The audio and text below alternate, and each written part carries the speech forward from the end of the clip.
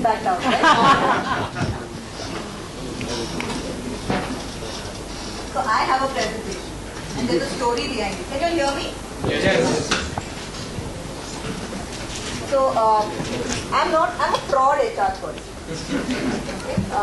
I'm not a core HR specialist. I've been a hardcore banker all my life, most of my life. And on the business side, so numbers, sales, productivity, like that I'll talk about. So first my boss said you need to go to IIM Udaipur. I said, it's like coming back home. So I'm not even going to thank you all for calling me back because you don't thank friends and family, right? So I am like alum of Spandan. Every alternate year I land up here. हमको भी बुला लीजिए वापस. So he said, so my pet peeve with him and any HR head that I've worked with is that L&OD shouldn't be part of HR. So learning and organization development should be part of business, and I had this entire theory of how it adds to productivity and all of that. So he said, but tomorrow topic hai connecting to mainstream role of HR as a strategic partner to business. So he was very clear. He said, PPT banao, talking points le lo, otherwise you'll digress and you'll come back telling them why they should all join L&OD and fight for it being a separate vertical or part of business. And you'll forget all about why strategic HR is part of, should be, connecting to business. So as per instructions, I have a PPT. Right? So yes, you asked me, do you have a PPT? I said, yeah. Next question, how many slides? So I said,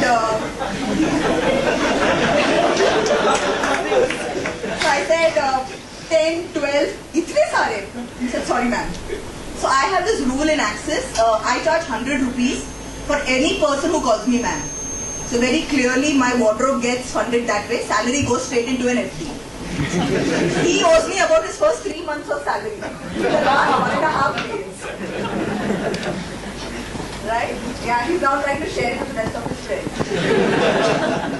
So I told him about 12 slides, he made a very sad face. I said, okay, I'll try and reduce it. Includes thank you and first slide. I said, yeah. So I come today, I put it on. He said, आप क्या बोला था? 12 slide है. इसमें तो ज़्यादा है. So I said, हाँ. इतने सारे slide. So I said, ठीक है, I promise not to put you all to sleep. At least I promise not to put him to sleep. And but I gave him a guarantee. In case any of you fall asleep, I'm extending the offer to you all as well. I promise to come up with this bottle of water and empty it over your head and wake you up. So I promise none of you all will sleep during the next few slides. Alright? So it's wonderful to be back, although it's with a different organization. So what I'm going to do is I've just to put some flow and to make sure I don't digress and my boss doesn't figure out that I'm talking about L&OD alone. I'll first tell you all what the Axis story is and what we do is in HR and Axis. Then, of course, because it is and I have to show off about some models, I'll talk about one model of strategic HR. And then I will share with you my trade secret on how you can become strategic HR partner. Right? So then it's up to you whether you want to take it or not. The decision point I'm going to leave with you is for you to decide whether you believe we are following strategic HR in Axis or whether you believe we are still stuck in the transactional era. So I'll share with you my story and then you can let us know whether we have been deluding ourselves into believing that we are doing strategic HR or are we still stuck in the transactional era stage. So now in Axis, one thing that we all love are word clouds. Right? So we have word clouds for everything. And this word cloud is something all of us hold very dear to our heart. These are words that our leadership keep talking about. It's there in all our values, in our processes, in our DNA, in our leadership practices. Any employee you ask, these are the words that they will identify with. And as you can see, the biggest and fattest word is pride. We are all very proud of being part of such a large legacy and what the bank stands for. Simple, distinctive, very customer-centric, and we believe these words. So we try and make sure that these words are incorporated in everything that we do and make sure that, not just business, but even the support functions work on these things. Right? So for us, we don't distinguish between an HR function or a business function or a support function. You have an organizational goal. We have currently a Vision 2020. Everybody aligns to that. So our strategy is Vision 2020, and whether you're in business or HR or operational risk or IT, you make sure that Vision 2020 happens. So everyone's KRAs are interrelated, they're dependent on each other. So we're all playing this huge game of football. Only thing is we're all on the same team. So you can imagine the number of goals we hit. Right? So it's always winning. Every goal is our goal. So before, just to get a sense of why, and it was not always like this. It took a lot of effort for us to reach here. For that, you need to understand the Access story. It wasn't always like this. So a couple of years back, you had UTI, and then Shikha came on board, and the entire new story started. The bank was renamed, but we also had a huge set of challenges. The entire top team changed. Access was always known as a very shy bank. It was a bank that focused on corporate banking. Yeah, I know you have just started your banking systems module, but retail banking is branch banking, corporate banking is where you go into large corporate. So it focused only on corporate banking. Retail branches जितने हैं, जितना business हो रहा है ठीक है, नहीं हुआ तो भी चलेगा. Right? Unknown to the world, but in the banking fraternity and to its customers, it was doing very well. They didn't talk about what they did, very quiet, playing the silent game, very hierarchical, stiff culture. Processes were very people dependent. If somebody left and went, that was the end of the process. You had to start from scratch. Right? There was no branding, either internally or externally. So some of the challenges that came up and which at that point of time were faced was a huge host of retiring senior management.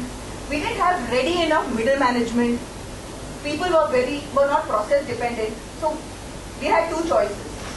We could continue as the HR function to be a service delivery provider and make sure that whatever needed to be done gets done. So people get salaries on time. As Meena was saying, the PFs get processed and attendance gets marked and PMS happens and goal setting. But we chose to do otherwise. So we decided and we sat down with business of whether it was a water fountain, cooler, conversation, small structured group discussions or a seat at the table. We stepped up and we said we will take responsibility along with you to make sure that the brand changes. Which meant we said, okay, what is it that you want to do? What are the key themes that are going to be driving the bank in 2020? This was sometime in 2010. We said, okay, we need to have a business intelligence unit. So we got around saying what are the competencies required for putting that together, and we went and created a business intelligence unit. We said digitalization is going to be something that's going to hit everybody real soon. So what are the kind of people we need to get on board to drive that? Right? So one of our leaders is part of the 40 under 40. Right? And he's extremely dynamic, and we know that he stands as a role model that everybody wants to be him. So we set about creating a whole host of processes that will allow us to take this to the next level.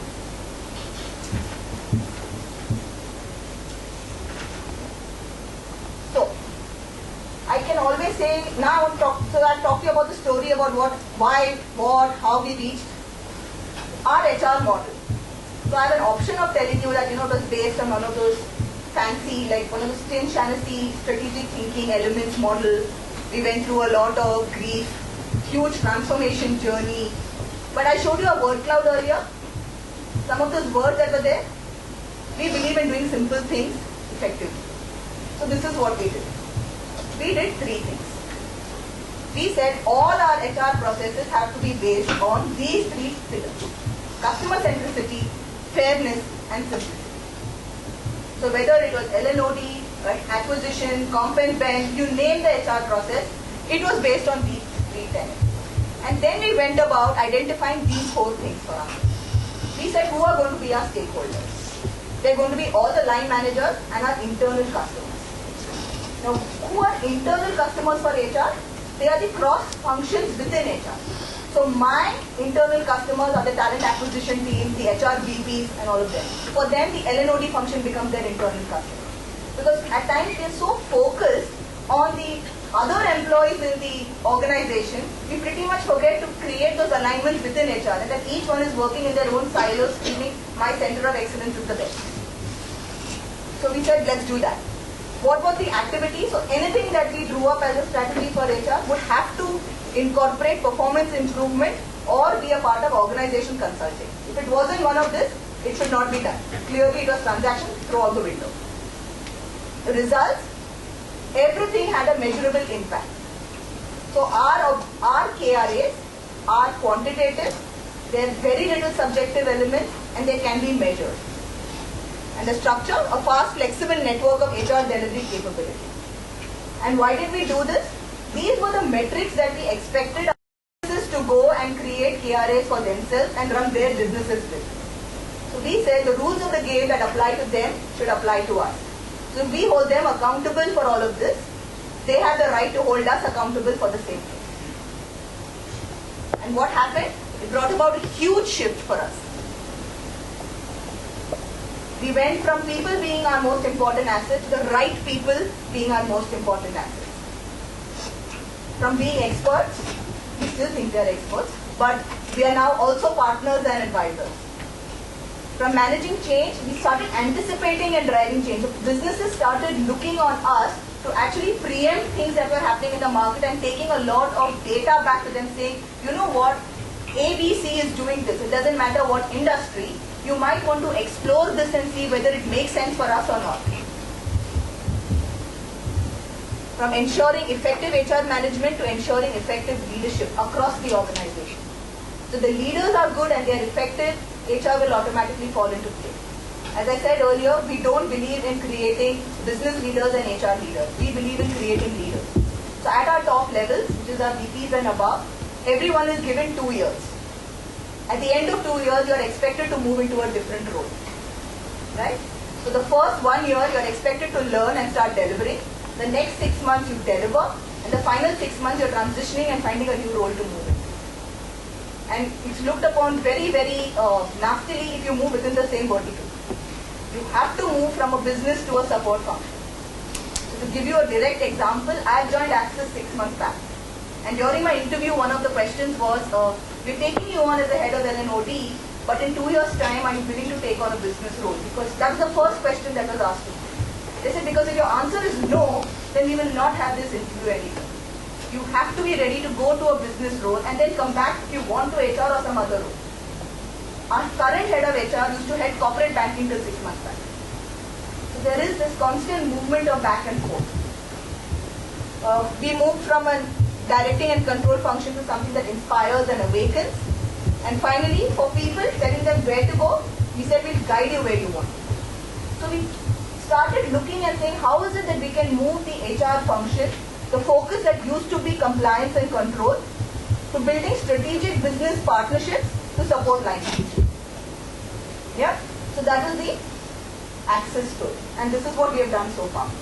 So now I'm going to share, of course, how to connect strategic HR to business. This is, of course, thanks to Google God and its son Wiki. Very, very helpful to non-HR people. This is what we said we would do. And this is something we apply, but this is also something that makes sense. We look at it from a functional perspective. You need to align to business strategy. So 5 rights. Right people, right place, right skill, right job, right cost. Then focus on the right things. So look at what is basic HR practices versus world-class HR practices. At times, just doing the basic thing is enough. It's not necessary to always have world-class practices that cost a huge amount of time and money to implement. It's fine to be simple and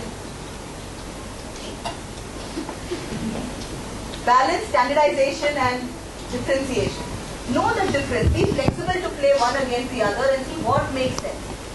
Yeah. Create an integrated HR operating model. So create a model that is fit for purpose now but scalable for the future.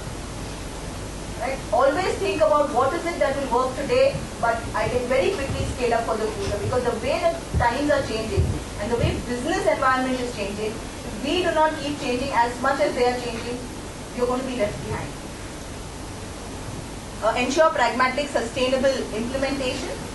So you need to make sure there is, almost, this is a very interesting word that I read, which I must tell you.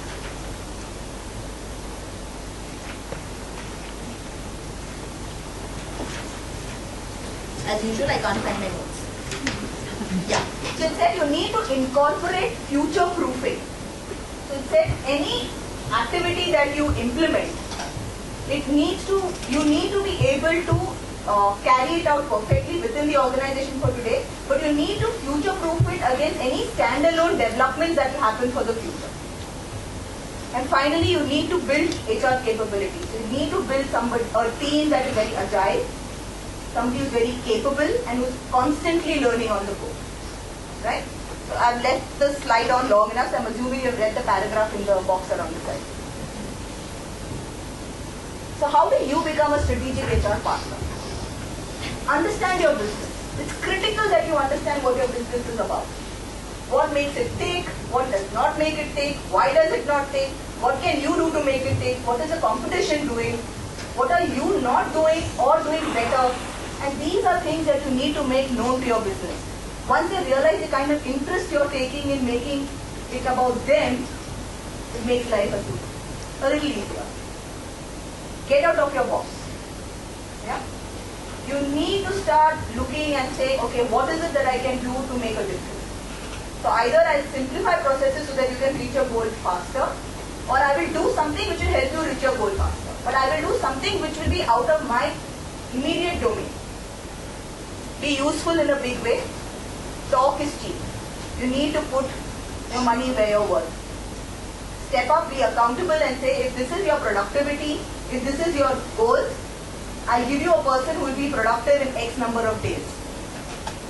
And be held accountable for that. So that person is not productive in those X number of days, you get docked. He gets productive even earlier, you get rewarded. It's the same logic that you would apply to any business model, right? Last but not the least, and the most important, you need to listen. Be deeply curious. Ask people what is it, what works for them, does not work for them. Because people who, like great listeners, are looked upon as very wise people who are very interested in what the other person is saying. And once you start showing your interest, once you start helping business realize that you're only worried about the what's in it for them and not in the what's in it for me, that's when they're going to start talking to you. And when they start seeing your involvement and they start seeing the value you bring to the table, they're definitely going to call you back. But if you're just going to sit there and nod your head very sagely and say, yeah, and he says how many people, and he says 300, and then at the end of the meeting, the next time around you'll just get an email saying hire 300. They don't need you in the room to tell them how many people they want. They need you in the room to justify and question and challenge them. And you need to stand up for their goals even when it is in your conflict. So if it is conflicting your goals, you still need to stand up and tell them, you know what, I think for the organization it makes sense. It might not make sense for me as the HR function, but for the organizational good, I think this is what we should do. And that's when they'll start respecting. Yeah? Now, as promised, my trade secrets. They can't leave this room, right? I still have a few years of work left and I like only limited competition. So, the inclusion of HR into strategic business is a two-way game. When the business and the HR both feel that they are aligned, and the more aligned they are in their KRAs and their thought processes, that is when the bond will get stronger. Right? So if the business leader stands up and says, I want X amount of profit, and the HR person stands up and says, you know, to get X number of profit, this is what you need to do with your people, that's when it's going to make sense for it. So what do the business leaders want us to be as strategic HR partners? They want us to be the heart of the organization. They expect us to be captain freedom of the company, freeing them from processes, mundane routine work, and giving them a lot more time to focus on the organizational goals of the company. They expect us to be superheroes with awesome strength, solving whatever comes their way, coming in front of them, making sure that they then just focus on getting business done. And we just go keep clearing the pathways in front of them. Lightning fast reflexes and an uncanny ability to predict climate. That is what every business leader is looking for. If we are able to give them that input, you have a seat at the table any time of the day. And no decision will be taken without you at that table. So for all of us in the HR fraternity, and for some of you who would like to come on board and join the madness, there's only one thing left for all of us to do.